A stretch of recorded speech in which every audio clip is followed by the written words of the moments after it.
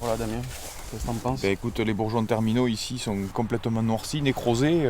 On voit bien que les cellules végétales ont éclaté. Bon, Des ok. noyers ravagés par Oui, le bon, le gel. préjudice, c'est quand même Sur qu'il son faut exploitation essayer de familiale, récupérer Benjamin le constate les dégâts. Entre 30 et 50% de pertes sur sa prochaine récolte. J'avais pas vécu le gel encore, voilà, c'est une première pour moi. Mon père m'a déjà raconté qu'il y avait eu des épisodes de gel. Comme celui-ci, alors on est dans un secteur où habituellement on gèle pas trop, on arrive à être à peu près épargné.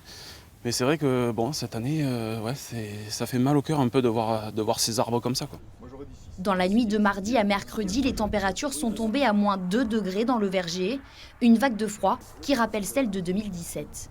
Nous sentons bien que le dérèglement climatique est en place et il nous atteint par différentes phases qui sont le gel, la sécheresse, les tempêtes, la grêle. Et on voit bien que pour aujourd'hui être un arboriculteur serein, c'est très difficile. Les systèmes d'irrigation mis en place n'ont pas réussi à relever les températures. Pour ce pruniculteur, c'est la douche froide. Il déplore 80 à 100% de pertes. Quand vous êtes entre moins 0,5, moins 1, tous ces systèmes de protection arrivent à protéger. Là, ça a été trop fort. Et on a même des secteurs où c'est du moins 4, du moins 6. Non, c'est extrêmement violent. À une vingtaine de kilomètres de là, les cristaux de glace sont brûlés la vigne.